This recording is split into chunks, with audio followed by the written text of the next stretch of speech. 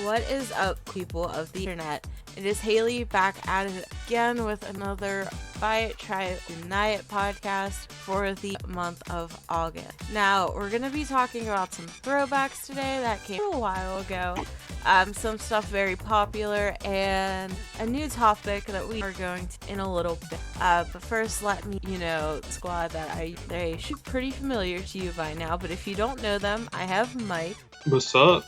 And I have Brennan. Yo. So we are going to kick it off by talking about our review.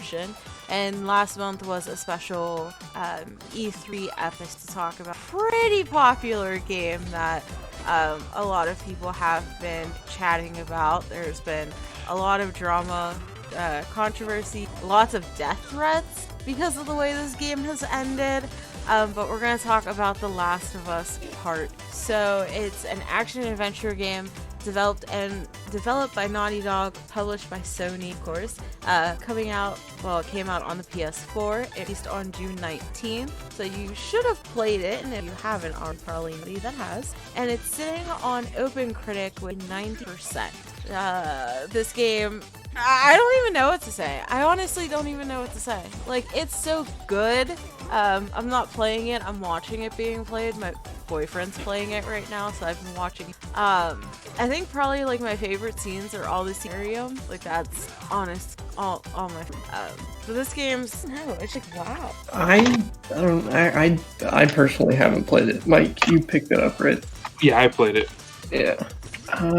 So, I mean, I guess we all kind of know at this point it's kind of like almost like a dead horse that pretty much every critic seemingly loved it, but a lot of the fans seem to not entirely love every narrative decision that was made along the way. And so, like, I personally haven't played it at all, but you bet your head that I read all the spoilers and all the leaks because, like, I didn't play the first game, right? So, like, this, I have no investment or attachment, and seeing how the second one went, I was like, well, I don't want to jump onto a burning ship, you know? So I was like, I'm just gonna spoil this whole thing, and I don't know, it just kind of, I get it to a point, like, why people are upset, but I also think that, like, I don't know, without touching on too many spoilers, like, I feel like there is a reason for what happened, but my ultimate problem with it is that it didn't really take a new approach to any kind of, like, narrative storytelling, right? Like, I mean, it tried to tell kind of two sides of one story, which was definitely interesting and unique, but I think the overall message that it sends, the whole, anti-revenge plot, has been done before and done so well that any kind of mimicry of that is just going to fall short. Like, people are ultimately gonna just go like, oh, the revenge story, Spec Ops: The Line is my go-to for that, or whatever. So I think maybe that was the problem. Was just the theme, the base thesis of the game itself was just kind of overdone. But again, I can't say that for sure because I didn't play it, man. Yeah, I played it. I actually like the story. I have no clue. I mean, I understand why people are upset, but they're upset about shit that just made sense to me, there's stuff that happens early on. I know that's why the biggest reason people are mad is because of stuff that happens really early on in the game. Yeah, spoiler alert, we're going to be talking crazy shit. Yeah, there's stuff that happens early on in the game that really pissed people off, and I understand why. Because when it happened, I was like, what the hell, man? Come on. Seriously. Yeah. But as far as the rest of the story goes, like, I thought it was a decent story. Yeah, the whole anti-revenge, this is what happens when you obsess over something like revenge. I understand that's, been done before, and, there's nothing new for this game. But I thought that topic was still, that they still worked on it so well that it didn't matter that it's been something that's been done before, because they brought a new approach to it that, it just made it enjoyable nonetheless. That's fair. That's completely fair. Like, and I don't dislike the narrative that it's trying to tell. Like, I don't want to, Yeah. I want to get that right out of the way. Like, obviously, I think that fixating on revenge and thinking that violence will just simply end all of your problems, that's obviously not true. Like, I enjoy the narrative that it's trying to say.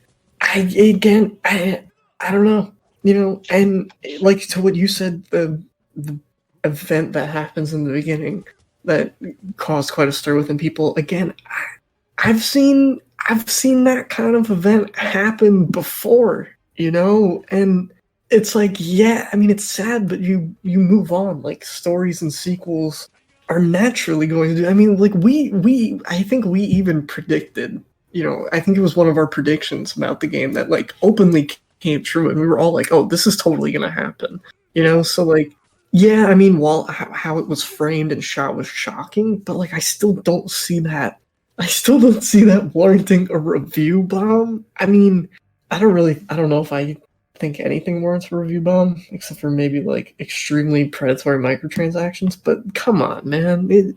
Oh no, player character, someone dies. Get over it, man. It happens in every video game ever. Like, I'm still upset about Aerith. I'm sorry, but but we all had to move on, I mean, we all had to move on. I'm just gonna say here, from this point on, there is going to be spoilers because, well, if you don't know by now, then that's on you, but if you know, then you know. But here we go. Joel dies. Merry Christmas. Yeah. Big spoiler. We called it. Like, we 100% called it. And that was the thing. Before this game came out and I played it, I remember talking to my brother and we both agreed Joel is gonna die at some point in this game. But it had to happen. That's the thing. Like, exactly. Because coming off the last one, where do you go with your narrative? Like, you can't just have everything be hunky-dory. Like, they could have had something happen town and blah, blah, blah, blah, blah, and he gets killed that way. But that's not big. That's not grand. That's not wow. Shocker. Like, we should barely give a shit about this town because you're in it for like 5 minutes and then that's it. You never see it again. So I feel like them cutting to the chase and killing him off right in the beginning, well, it hurts you. And you feel the same way as Ellie feels. You feel, well, fuck, they just made me play as dumb bitch, and now I'm going to play as Ellie, and I'm going to hunt her, and then I'm going to go back to playing as dumb bitch, and now I'm mad, because I don't want to play as her. She killed Joel. Why should I give a shit about her? And I watched the Rad Brad play it, and that was his whole thing. He got, like, frustrated when he had to play as, what's her face? Abby. There we go. So I stopped cussing the whole podcast, but he got frustrated because he's like, well, it seems like Naughty Dog is forcing me to care about her because now it's telling me the sob story as if I should give a shit that, Joel killed her father. Well, she just killed Joel and I care more about him than her father. and I don't believe that Naughty Dog was forcing players to feel for Abby, but I feel like they wanted to show that there's definitely two sides. And yes, while this has been done before, Naughty Dog has an excellent way of telling, and I feel like narratively it's really good. It's great. Is it revolutionary? No, I don't think they set out to really, come up with this whole brand new concept, Death Stranding, revolutionary thing, but I feel like they wanted to give their game more than just, well, you're gonna follow Ellie. What about everyone else that her actions are, everyone else that's suffering because of her action, everyone else that has to deal with all the heartache and the turmoil that, Joel and her have put them through. So looking at these, oh, sorry. I was just gonna say there's not gonna be a part 3. It's done. Neil Druckmann has stated that there is a possibility that they'll do 3. Ooh. And I can kind of see it the way that Last of Us Part 2 ends. The way it ends, I Go ahead, spoilers. We don't really care. We put out the spoiler warning. Because at the end, Ellie's left alone, and the game just ends with her going off to be on her own. So I can imagine, a third game about her post all the events of that happened in Last of Us Part 2. I guess my only question is, well, of course we want to see what happens to Ellie. What story is there to tell that hasn't been told? Yeah. After that, like, how can you make it like, okay, so she goes off and lives on her own. Okay, whatever. That's on her. And I think that's the conundrum that Neil Druckmann is having, is he kind of did finish it. This ending, it's perfectly fine with me the way it ends. It finishes the story that needed to be told. So, I mean, to be honest, I'm really not for a sequel because, like I said, the Last of Us Part 2 ends everything that we should care about and everything that needs to be told. Again, not to hamper on just the review score itself. What I think is kind of funny, especially after talking about all of this, is it's kind of reflective of the behavior of the people that almost played it. You know what I mean? Like, for a second, just think about it. I mean, you literally are supposed to feel like Ellie. Joel dies, you're upset. You see Abby and you're like, this bitch, I'm gonna rip your throat out. I don't know what people say anymore to threaten them. I don't know. But then you as the player, react exactly the same way. And people are reacting to the developers and the creators and the voice actors of this game in the same way, as if they actually took a metaphysical gun to Joel's head and shot him. Because they were review bombing it, and they're so set on this revenge path, where the game is trying to tell you, nah, man, there's two sides of every story. You're supposed to look at the other side. You're not supposed to just say, screw Abby. It's supposed to be teaching us to be better people, and a lot of people aren't getting that, and I think that's what ultimately bothers me. It's just like, people are just looking at this and going, revenge bad, mirror. But not understanding, that's what they're doing. What they're doing to the developers is what the game does to you. Is it not beautiful? Is it not beautiful in how people react to such to things?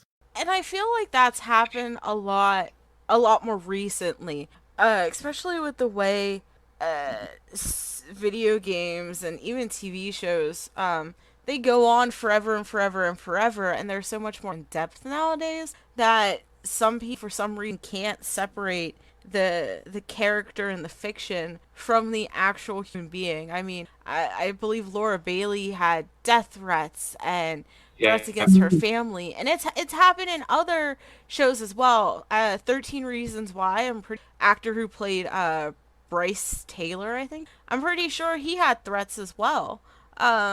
And it's happened in other media, and I feel like that goes to show that there's some hours. I don't think games are too good or movies are too good at storytelling. I think people get way too that they just can't separate fiction and reality, and so that's why they act out you. And that's really sad, because The Last of Us doesn't deserve all the review bombs it's getting. And another thing is these storytellers, they're gonna tell their stories the way they want it to be told. They're not going to tell story the way that the audience wants it, because where is the fun in that? Like, if it was up to The Last of Us audience, they'd probably have Joel and Ellie strolling through a field of flowers, picking flowers for 40 hours. Like, let's be real. Exactly. Like, these people, especially The Last of Us. The Last of Us is a very gritty and, I don't want to say lifelike game, but it definitely shows the darker sides of humanity, especially in times of turmoil and the lack of resources and going through something so drastic. And I lost my thought. It just shows the world's fucked up. I mean, at the end of the day, that's all it, that's kind of the point, is, it's a fucked up world. Now, I'm just going to say, people, it's a game. Don't send death threats to actresses who had nothing to do with Joel dying. The only thing Yeah. they did is went in there and read those lines. Exactly. Like, they did nothing to Joel themselves. So, yeah, death threats, not cool. Very well said. It's a good game. Game of the year. Oh, No. runner The up. next game we're going to talk about. I want to say The Last of Us 2's runner up for Game of the Year. But yeah, I mean, I don't want to say it's what I expected from Naughty Dog, but it's on par with what I expected. They didn't go above and beyond for my expectations, but they also didn't, like, fail me. Like, I don't feel like, they did really bad job. Like, I feel like it's just kind of on par with what I expected from them. So, I mean, if they do make a third, I feel like it's going to feel like a cash grab, and that's basically it. So I hope they end it where it is. If maybe in the future they want to make a spin-off, I'd like to spin-off, or maybe comics or books that tell other stories within this, because the world is interesting. But I don't want to. They need to leave Ellie. Let her go be alone like a sulking teenager. Yeah, but she is. I know they are doing a TV show, so just gotta wait and see what happens in the TV show. Do we know who, like, which company that's coming? I think it's HBO. That'll be good. I'd have to double check. That's HBO does sink a lot of money into their TV shows. I mean, you can definitely see that with The Last of Us. I just got finished. Like, The Sopranos is super old, but Matt and I watched The Sopranos. Like, you could tell, like, it slowly got so much better over time with technology coming in. HBO is pretty good. Also, you'll be able to see a lot more violence and gore, because they're not, like, a old television. So I feel like that'll definitely help have a better TV show than, say, something on, like... Yeah. We'll see. So yeah. Yeah. That basically sums up the mood about The Last of Us. It's good, but it's okay, moving on. Now, I know we were just like, meh, heh, about The Last of Us, which I'm surprised it didn't take her to talk about. But this one recently just came out, and we're all like, holy fucking shit. I'm just like, man candy in front of my eyes. We are talking about Ghost of... Is it pronounced Tsushima? Yes, Tsushima. Thank Tsushima, you. Tushima, Shushima, Shashima. Sushi. I don't like sushi. Anyway, it's a action-adventure stealth game, which... Where be the stealth in this game? Anyway, we'll get to that in a second. Developed by Sucker Punch Productions, published by Sony. Again, another PlayStation exclusive, because the only thing Xbox has going for itself, apparently. It came out on July 17th, and it has an open critic score of 86, which is actually surprising. I'm very... Now, wait, before we start, are we all playing this game? I'm pretty sure we all are. Yes. Fantastic. Yeah, I feel score-wise that this was the opposite of Last of Us Part 2, where the critics loved it and the fans hated it. The critics liked Ghost of Tsushima, but I feel this one, the fans are really what's driving this game. Yeah, totally agreed. It's like no one that I've spoken to has ever really had any kind of like big qualms with it. Yeah. Like, it's not a perfect game. It does have minor, tiny nitpicking things that, you know, one could nitpick. But on the whole, it's still an overwhelmingly fantastic game. It's a quality representation of a Renaissance Japan Assassin's Creed-like game, the one that we've always really kind of secretly wanted deep down inside, you know what I mean? Like, this is kind of like a deeply personal fantasy fulfilled of mine that I'm just so happy exists. It's, to me at least, it's like the best parts of Assassin's Creed that are just kind of ripped out of that. Except the tailing missions, it still has tailing missions. Why in 2020 do we still have tailing missions is beyond me, but that's besides the point. It's all the good stuff ripped out of Assassin's Creed and then put in Japan, dude. What could you not like about it? It's so good. And it's like Breath of the Wild exploration. You know, you go here, you get a little upgrade. You go here, you follow a little fox, you get another little upgrade. You go here, you kill a camp, you do some shit, and you get a little sword kit. Woo! It's fun. It's a good time. Everyone's happy. Woo. And the combat, Yeah, I mean, who doesn't want to play as a fucking samurai? right? Who could do all this crazy shit with the sword? Like, it's Dude, it's like it's just my experience so far has just been to clear the map pretty much. Like Act 1, I cleared the map.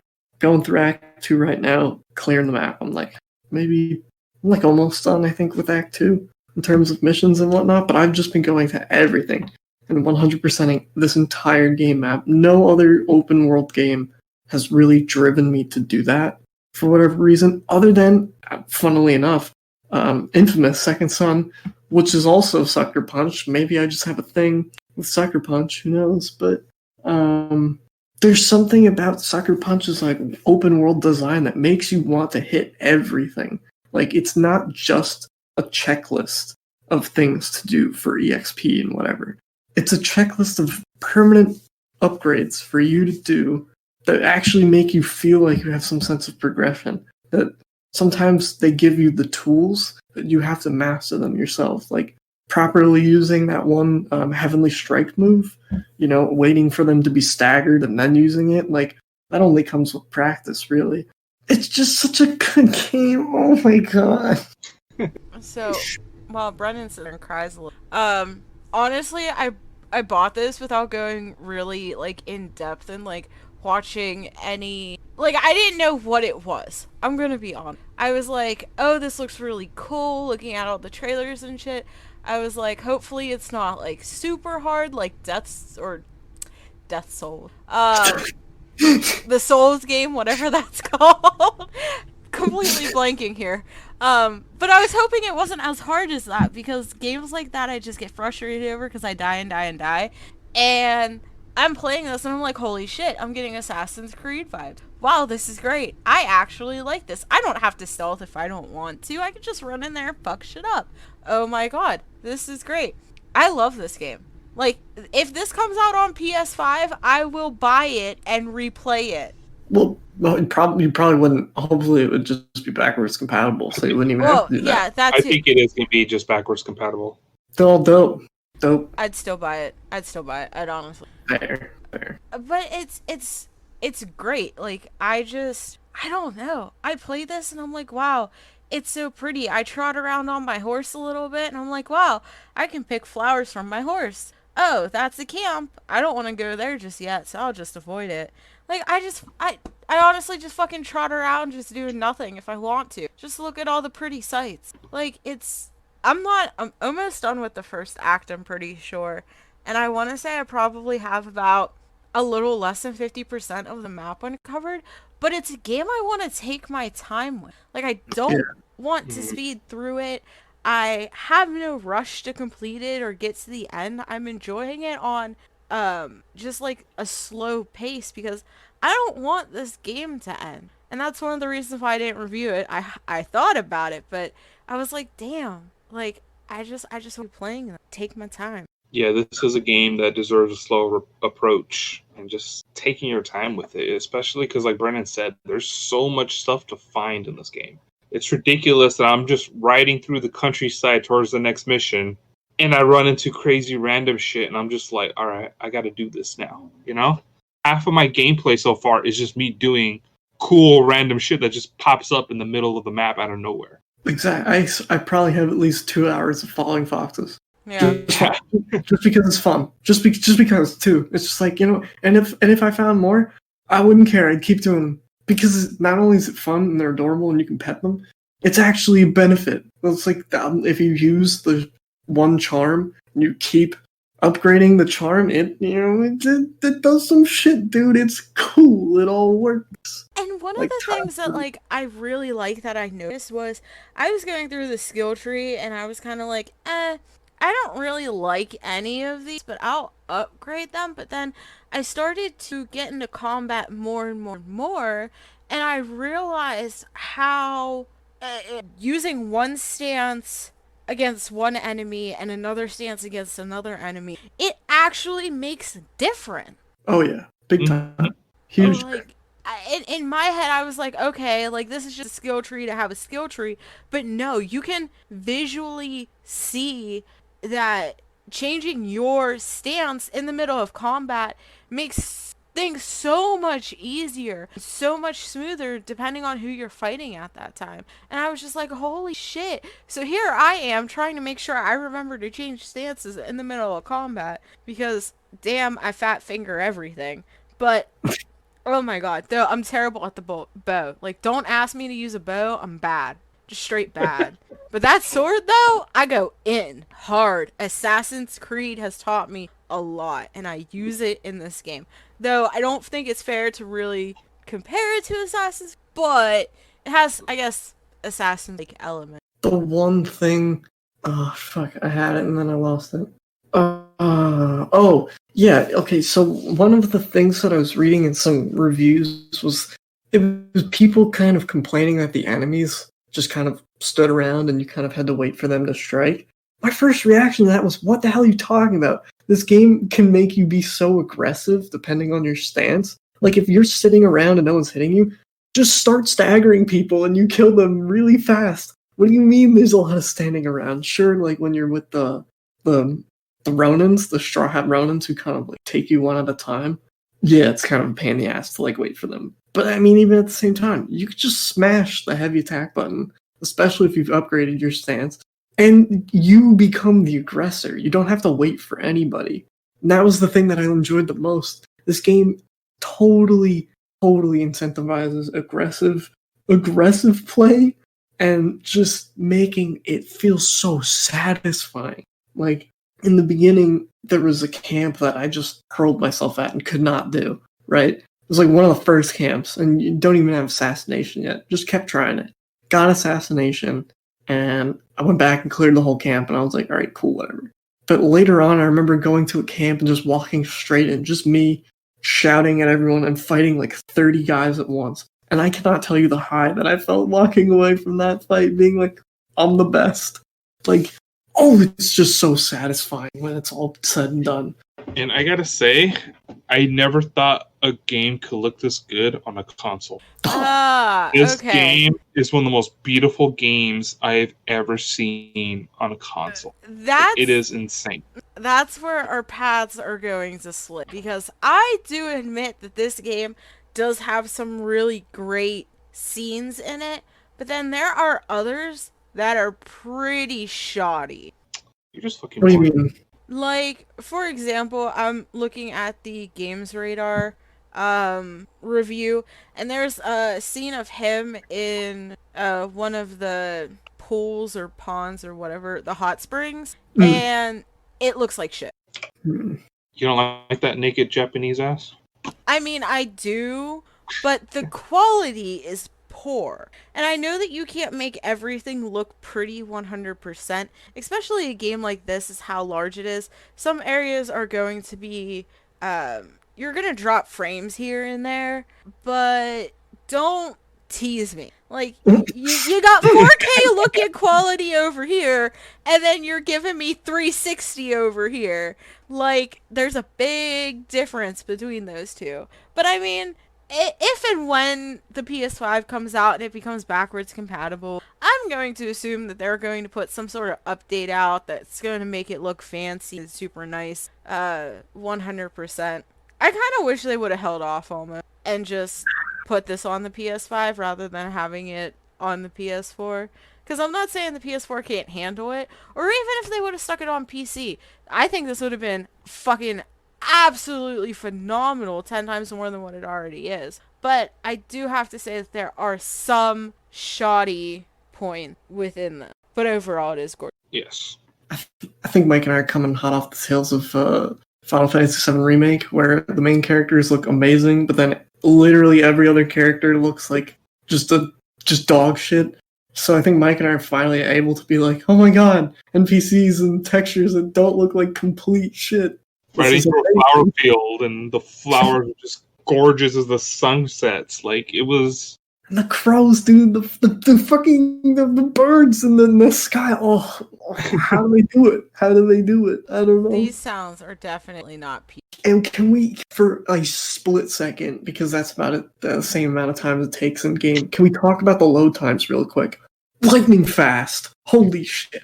They actually slowed down the load times a little bit because the load times were so fast you could never read the little suggestions that they have up while it's loading. Yeah. So they actually that's slowed down the load times just so people could actually read the little hints that are being given to you. But I definitely feel like I do notice that depending on what I'm doing, load times in some areas are a little faster than in other areas. So I feel like I can definitely see that. But it's not like I sit around waiting all day like, oh my god, I'm so fucking bored. I maybe flip through like one or two of those things of the little comments and then it loads in and I'm like, oh, okay. But at least, okay, so what difficulty is everybody playing on? My first run through, normal, and then I'll probably do a lethal run through. I was like playing through, I did Act 1 with normal, and I'm doing Act 2 with hard. Okay. So I'm playing on E, and I know, shut up. But here's my reasoning. I go into games like this more for the story than I do wanting a challenge. Because, like, my favorite part, before we go back to talking about the combat, my favorite part are the stories, the Tsushima tales that you do, and you go speak with one of musicians, and then they tell you a story, and it's like painted on your screen as they go through the story. And I've been taking videos of that and sending it to like my friends because they get a kick out of it because it's so gorgeous, and that's just absolute wow, just wow. That's so pretty. I love that. Anyway, okay. So, I'm playing on easy. And I'm probably going to jump up to normal because I can definitely understand why people are saying enemies just stand around. I haven't died. Actually, yes, I've died once. And that was because of an accident. Because archers. I don't pay. But even on easy, it's still a little bit of a challenge. And it's not like they're completely just standing there like, okay, just kill me. They're a little bit slower to react, but they still parry and they still defend and they're still quick to catch on that I'm sitting right there behind them about to assassinate them. So I don't know. And I know some people have said the side quests are boring. I mean, what do you like? It has side quests. There's only so many different side quests you can make. Like, get over it. And to be honest, I think the side quests are not that bad. And like, I mean, yeah, everything's going to be repetitive if you boil it down to go here, kill X enemies.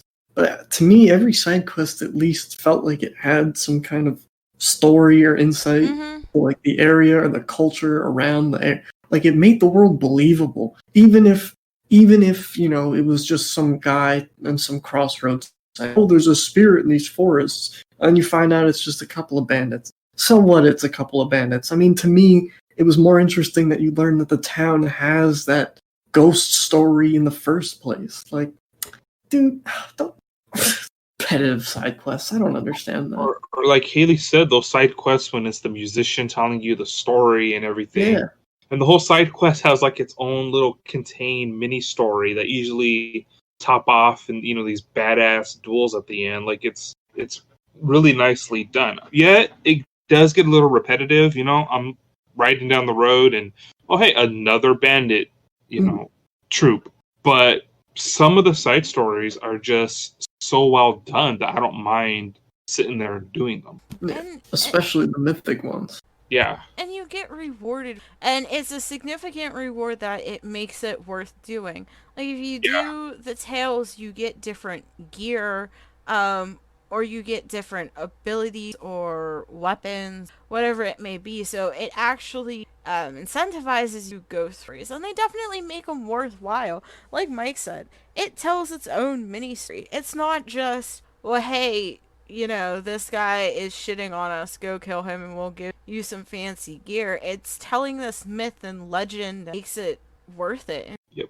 I feel like they even put a spin on kind of certain tropes too. Like, I don't know, I feel like even especially the characters themselves, highly they highly stereotype characters like Yuna or Kenji, the kind of sneakier ones. but if you do their side missions as well, they give you insight as to why they do what they do. And I feel like, and even in Kenji's case, the last kind of mission, the last exchange between Kenji and Jin is like really worthwhile, I feel. And is not just like, Kenji's not just like that shady businessman who happens to get in trouble all the time. I mean, like, he's much more than that, despite it being what he looks like on the outside. Again, that's what this whole game is about. That's what this whole game is about. Again, one of the first lines is the Kutan Khan saying, "I've learned your language. I've learned your people." All of the artifacts that you get in game are about Mongolian culture and stuff. So to me, this whole game is about understanding the other side of someone's story. A la The Last of Us 2, but told in a much different lens. But I still think it's a worthwhile narrative worth telling. Isn't it so nice? The game's telling us not to kill people all the time and to get together. Wow. At least that's what I think the game's trying to tell you and finish it. Who knows? Jim can chop his own balls off at the end. I don't know.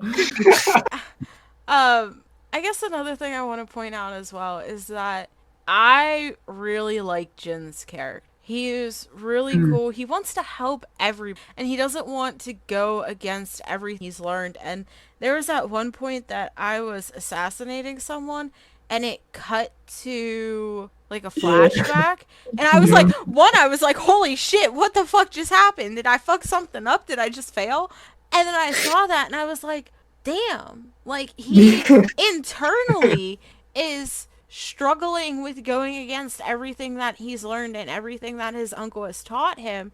And I'm not out of Act 1 yet, so I don't know, but I can see this developing into something that he continues to struggle with, and something that I hope that if his uncle does survive, that his uncle understands and doesn't see him as a bad person. Because war changes. You can't attack everyone head on just because that's what you were taught. Sometimes you have to get grimy, sometimes you have to get dirty, and sometimes you have to that level of the people that you're trying to overcome. So I'm curious to see how that plays out further, with Jin kind of struggling keep his ways, yet at the same exact time free his country. And the last thing that I want to mention really quick is, like, I feel like the game itself, especially when Haley mentioned like the little cutscene, like, I genuinely felt bad for Jin. I genuinely was like, geez, if this is causing this guy enough strife, maybe I shouldn't kill people. Like, I shouldn't assassinate people anymore. I had that thought, right? And it's like, even as I was upgrading my ghost weapons and stuff, I kind of felt bad for using them. Especially when you upgrade a lot of them, they can be kind of overpowered. Just killing one person outright. And so I found myself almost being like, no, I'm going to master the combat. I'm going to master the swordplay. And I'm going to go the honorable route so I don't feel like a piece of shit. But I don't know, even the choices you make in game, I feel like, are kind of affecting you. 'Cause it's like, I could just throw a bomb, kill all these people, but it's just so much more satisfying to have my sword go through all of their limbs. There's slow-mo cutscenes when you just slice somebody across the chest. Oh, beautiful. And then flicking the blood off of your blade and putting it back in. Nothing beats that feeling.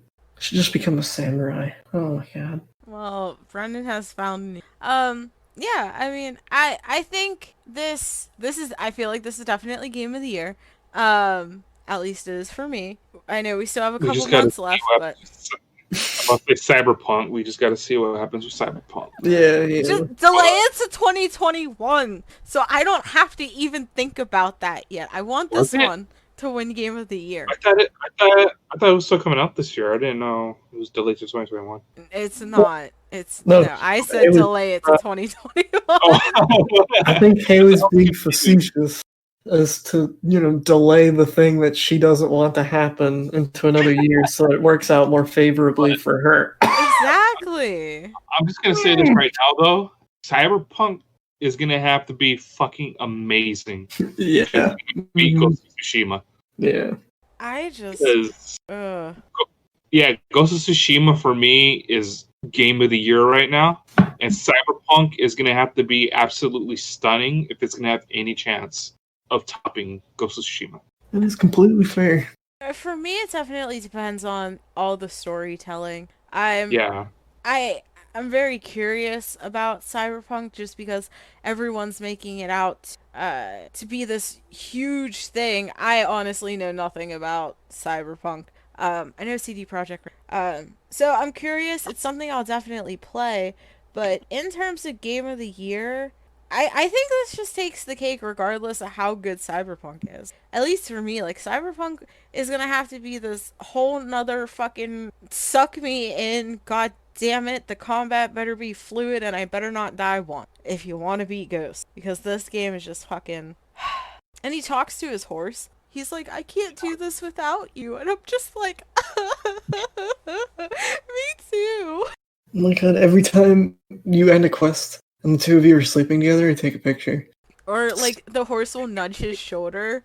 And I'm just Yeah, like... like push him away and stuff. Yeah. Yeah, and then he's just like, stop it. And I'm just like, so you want to marry me? Like, let's get married. I know you're like a figure on my team, but you love the horse and Yeah, you just heard it. Haley is into horses. I was talking about Jin, but that's okay. I'll marry him and the horse. But yeah, okay. Oh my.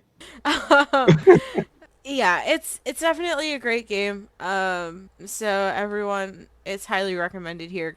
A lot of people at GameLuster are playing it. I believe we do have somebody reviewing it, so that just wait for it, and we can definitely include a review when it comes out down below and check that out. So now we're going to fall over, even though it's not fall. We're going to go into our preview portion for the month of August. Not too much is really coming out in August. It's kind of like that dull period. The great summer blockbuster hits, and then rolling in the end of the year hits with the latest console being out very soon. So first of all, we're going to hit it off with talking about Final Fantasy Crystal Chronicles Remastered Edition. Holy shit, that is a lot to say. It's an ARPG. It's published and developed by Square Enix. It's coming out on Switch, PS4, Android, and iOS, so you can play this on your phone or tablet, and that'll be coming out at the end of the month on August 27th. Who played this game as a kid? Raise your hands. Yeah, I'm raising my hand right here. Yeah. Yeah, okay, alright. I don't have a hand raised. What is this game? Alright. Well, Haley, I'm glad you asked.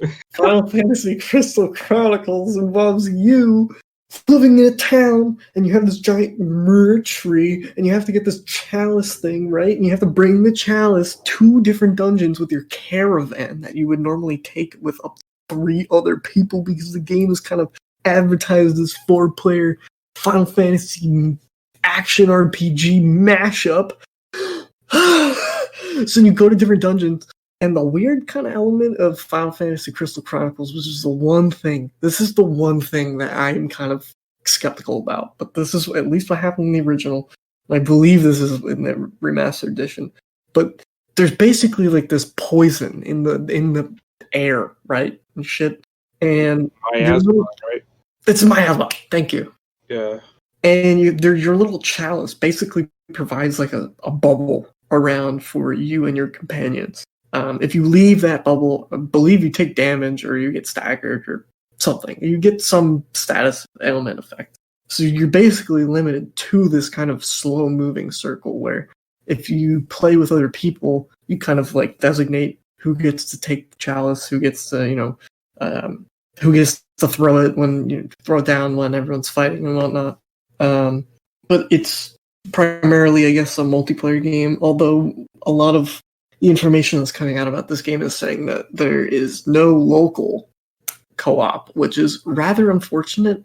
Would have really, really enjoyed local co-op here, but take what we can get, I suppose. Online co-op only. But yeah, it's basically an ARPG where you and 4 other people just go through various Final Fantasy related dungeons, and you fight a lot of familiar characters and enemies while building up your party. You basically act like the whole narrative is that you're, this traveling band of adventurers on a caravan to save the world, and if you play with other people, it's supposed to, amplify that effect.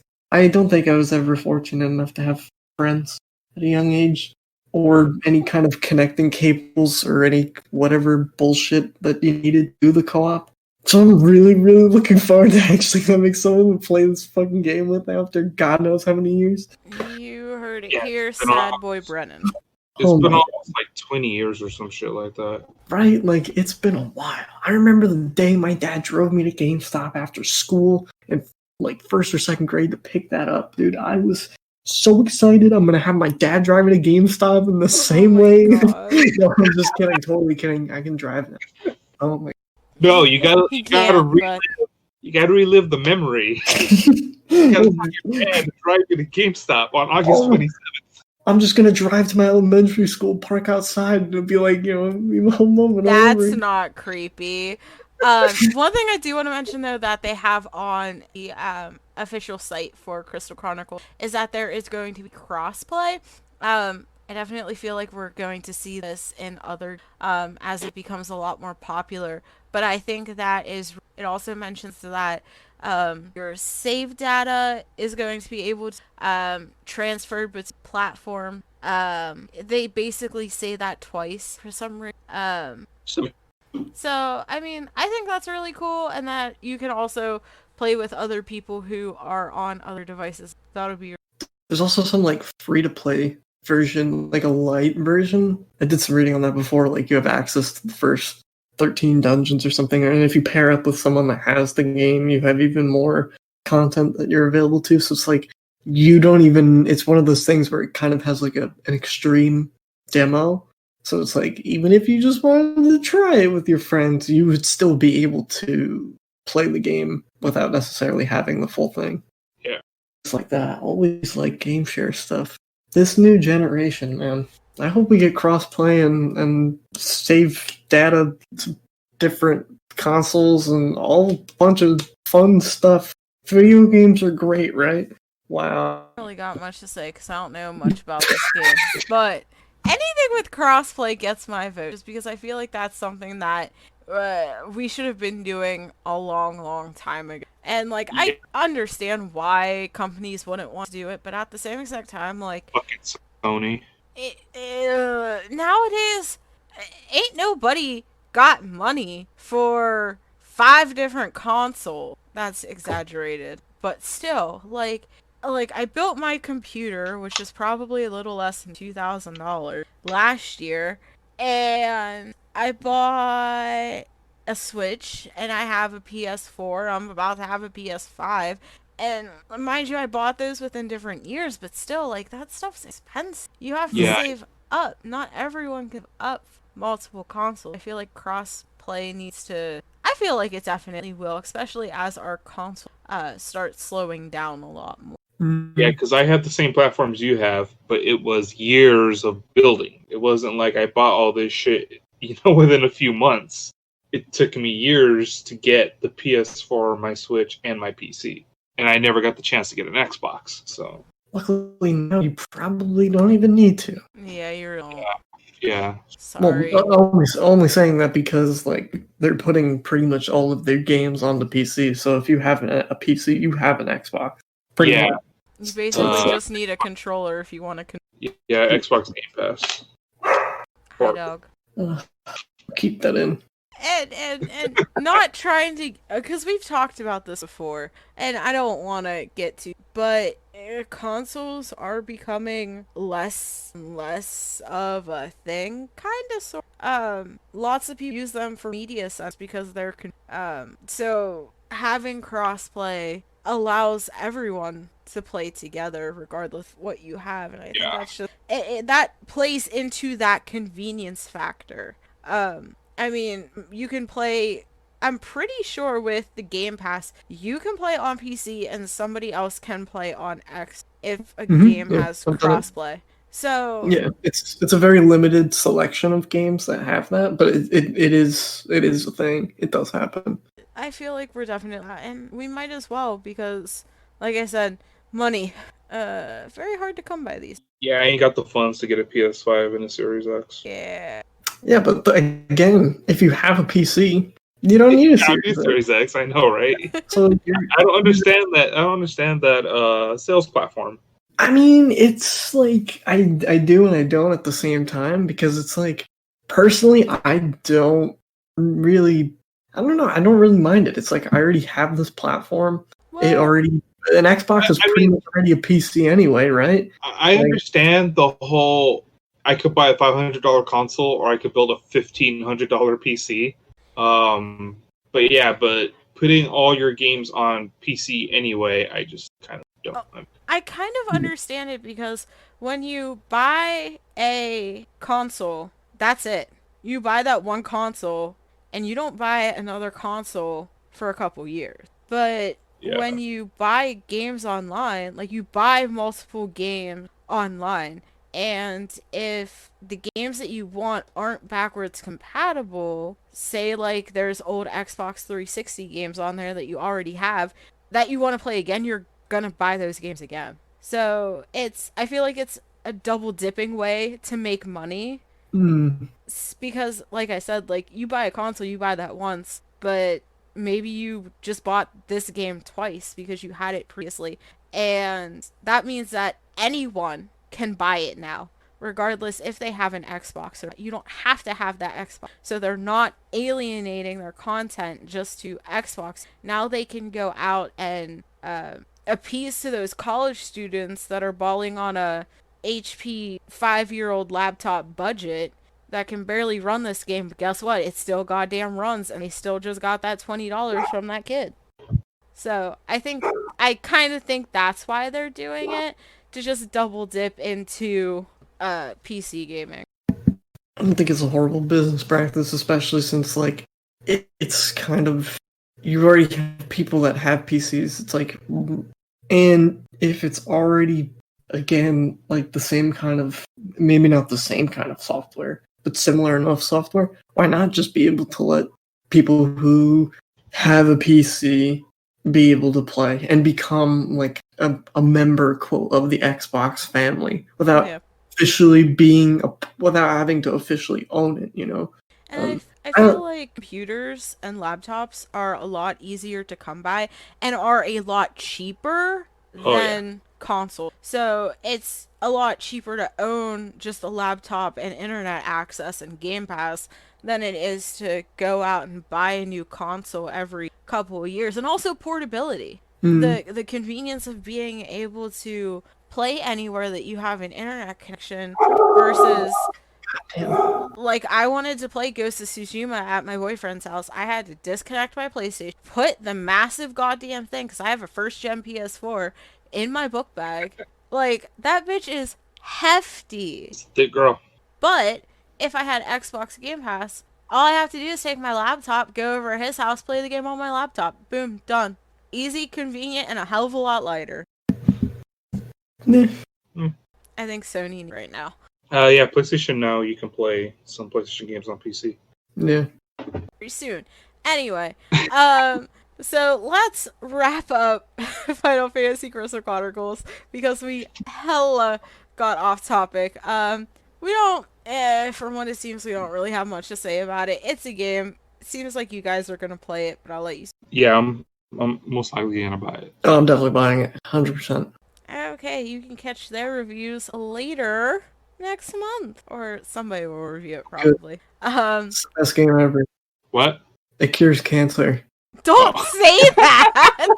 What? Why not? That's my review. It's my honest, unpaid review. Anyway, please ignore that. We don't mean to offend anybody by saying that. He says that as he closes his briefcase full of money and jumps in his Ferrari. But where's my half? Anyway, so we're gonna talk about something a little different, and it's not revolutionary. It's not, oh my god, wow. But we haven't talked about games like this before, and we are going to talk about sports games. And we're talking about sports games because the new PGA game comes out. There's Madden that's coming out.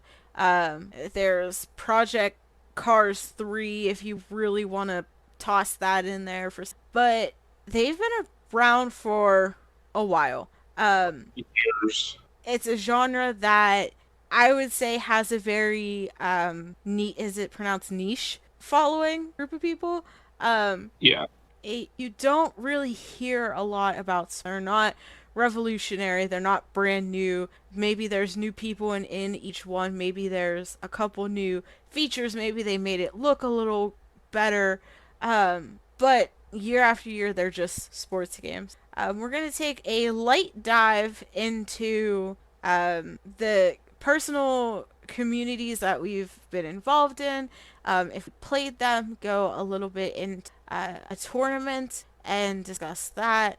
But we're mainly going to focus on Madden NFL 21. Of course, it's football. I guess American football, I guess I should say. It is developed by EA. Somebody pronounce that for me. It's just Tiburon? Tiburon, yeah. There we go. It sounds like a goddamn Volkswagen car. And it's published Probably by is. EA Sports. Very close, I'm pretty. It's coming out on PC, PS4, and Xbox One. That releases the day after Crystal Chronicles on the 20th. And just so people know, it's also coming to the PS5 and Series X. Of course. Yeah. Again, double dipping. God damn it. So yeah, I haven't played any sports games. When I was in college, a lot of the guys I was friends with played sports games. They held sports tournaments and things like that. I don't really know a lot because I don't want to play football. I mean, that's good as excuses you can get. Not everybody wants to play football. Yeah, I personally have no attachment to American football, period. So, like, games to me like Madden are not even, like, I don't even, like, watch my friends play Madden because I just have no idea what's going on. To me, it's always just this big kind of rock, paper, scissors game where defense picks a thing, offense picks a thing, and they go at it and see what happens. Something happens, and then they keep going. They play rock, paper, scissors the whole time, especially because the game plans are kind of, I don't want to say hidden, especially if you're playing with someone else, like a local co-op. Different runs and strategies seem to be like mathed by, I don't know, different button combos, holding right trigger and then hitting X, etc. So that the other person that you're playing as doesn't see your strategy. I always thought that was really an interesting concept, but yeah, I don't know. It just felt like, again, to me, I don't like watching football in and of itself. So a game to me like that would never really be appealing. But like what I've read on Madden NFL, I don't know. We were reading some like ESPN story talking about the closed beta impressions, and none of this made any sense to me. I read the whole thing. None of it made any sense to me. They were talking a lot about how the defensive line plays a lot slower, and the only way I can equate that is FIFA, which is a much different aspect entirely. So again, I can't even say what it would be like for American football defense to be slower. But all of these people, all of these quote veterans who've played this closed beta and had impressions, they all say that the game feels different from the previous iteration. And I think to me that's very interesting. Just based on one seemingly tiny change, you can change essentially the whole feeling of the game. Apparently having your defense line be slower and act a little, feel it, I guess, maybe be more strategic. Who knows? Maybe that's good. I don't know. I can't tell because I don't play football, man. I don't even know what pigskin is. That's a football. See, I'm the complete opposite. I watch football every year. It's one of my favorite times of the year because it gets cold. I love the cold. You got some football. Got some of that Thanksgiving and Christmas. And for years, I played Madden. I dropped off the radar about 3 or 4 years ago for reasons unknown. Even I don't remember why I stopped playing Madden.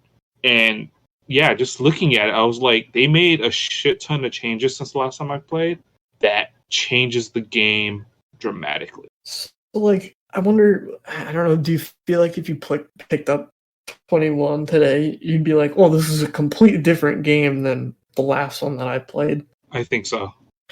That's so interesting to me. That's Yeah. only because, like, again, I look at FIFA and I just go, this is largely the same thing. I mean, yeah, they make minor differences, and like, it's more of differences that kind of affect the game's feeling itself. Like, I don't know. This was always a personal thing with, like, again, I kind of going off topic with FIFA, but when I played I had FIFA 18, I think, for the Switch, and then I think I had FIFA 19 for the PlayStation 4. Two completely different games. Two completely different games. The Switch felt like an arcade. Switch FIFA felt like arcade. Kind of everything was fast and fluid. It felt kind of good. But then PS4 FIFA felt like realistic, soccer. And I was like, this is horrible. I hate the way this feels. So even within different versions of the game, it can be so different. So to even change the actual game itself and to make it that much more, that's mind-blowing to me. I don't know. It's weird. It's weird to me that a game about football can change. You know what I mean? Because football every year is the same thing. It's just go, you run to the post, guy. You just go and you run. How do they make gameplay? It's so different, Yeah, for this episode of BTD, I was looking at the trailers, I was looking at the changes, and I was like, wow. Since I've played the last Madden I played, which was Madden 17 or 18 or something like that, I was like, they really did add things that does change how you play the game. And I remember when I used to get it every year, they would do stuff like that. Every year, they would just make, like you said, one little change that would change how you played the game.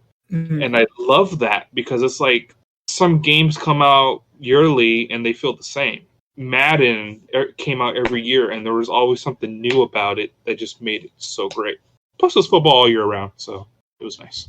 Yeah. And I think that's one of the things that keeps coming back to the change is significant enough that it actually difference in the gameplay. It's not this stale same shit Ubisoft all year round. So that's why you have all these people paying $60 every goddamn year for what to an outsider like someone like myself looks like the same game. But to the people who actually play it, they know that it's not. They know that those changes are there.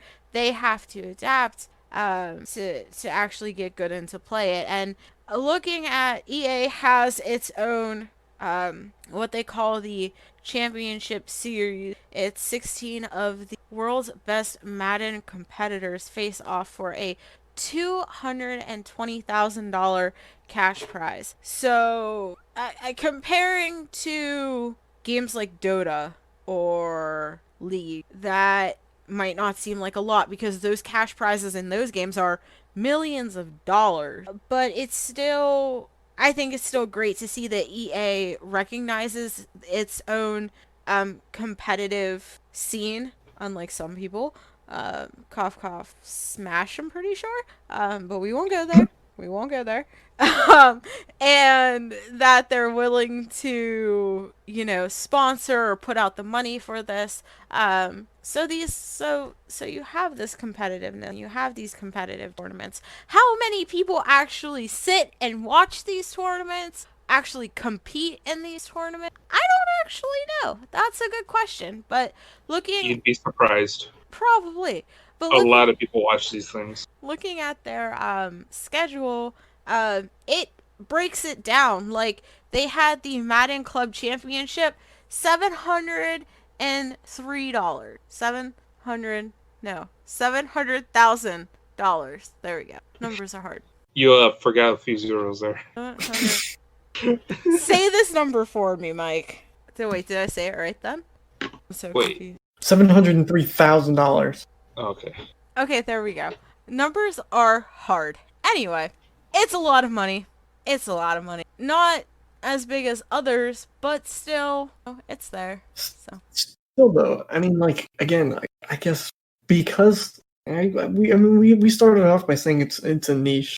It's a niche topic, and I would agree with that. It's a large niche, I feel like, but I don't know. It's it's fairly popular, and I guess I'm almost surprised that the amount of people that watch sports across the world is probably pretty high. So I imagine people that play sports-related video games is also pretty high. Most of my friends that don't really play normal video games, they almost always play some kind of sport game. And so to me, it's almost like, why are these numbers not higher? Why do more people not watch this? But again, I guess it's because it really is some kind of niche-ish, despite it being popular. I don't even know how to talk about sports games in general because it just seems so large yet contained. Does that make sense? Yeah, it definitely does, and I can definitely see that. Like, this is something that you sort of need to pave your way in, and you need to, because here's the thing, this isn't a team game. You do this by yourself. So if you're going to try to get into, you need to honestly understand every small piece of logic and all the fundamentals of this game that go in it. Like, this isn't a group effort where you have one person that does this and then you have another person that does this and you know what your role is. You have to know everything about it. And I feel like the people who are at the top are those who have studied the game, who have played the game for years and years, and who just know. Like, for example, the guy who won the Madden 20 Championship Series did it with... Where's it at? He didn't throw a single pass. Every single play that he ran was a run play. Like, who thinks to do that? Who thinks to do that? A run play. Listen, I don't watch a lot of football, but I hate run play. I understand why they're there, but I think they're stupid. But he won a tournament just doing that. It's kind of wild, actually.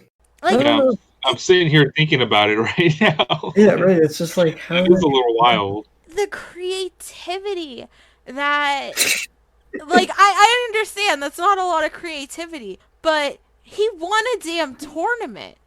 A 6-figure tournament. Just doing run play. Teach me. Like, this is a science that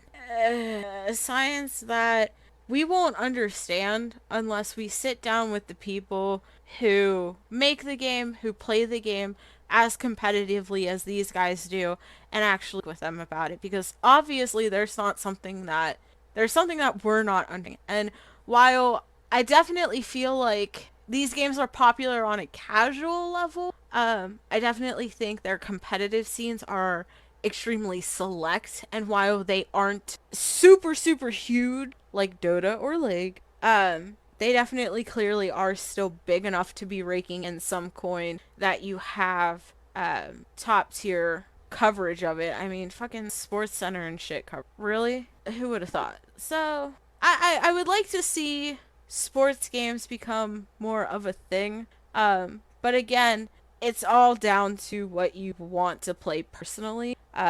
Some sports games like NBA has come out with a story, like a storyline, and I feel like that's definitely a grab to try to get people to play their game, because then it gives it purpose than just, well, let's just play basketball.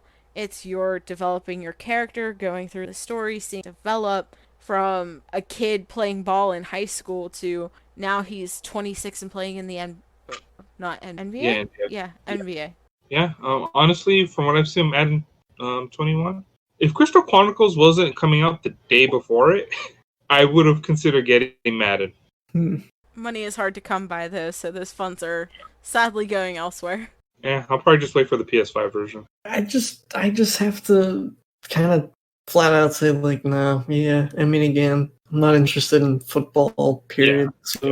But I do, I don't hate sports games. Like, initially, I guess I was kind of skeptical about talking about them because I was kind of afraid I was just going to be like, me, sports games, me. But, like, no, I don't want to say that. I don't want to judge anyone that's all they do is play sports games. That's what you do. That's fine. Like, that's completely cool. I went through a FIFA phase. It was amazing. No doubt. I just kind of want, if anything, I just want people to be happy. I just hope both teams had fun at the end of the day. Ren's like, I just want everything to be hunky dory.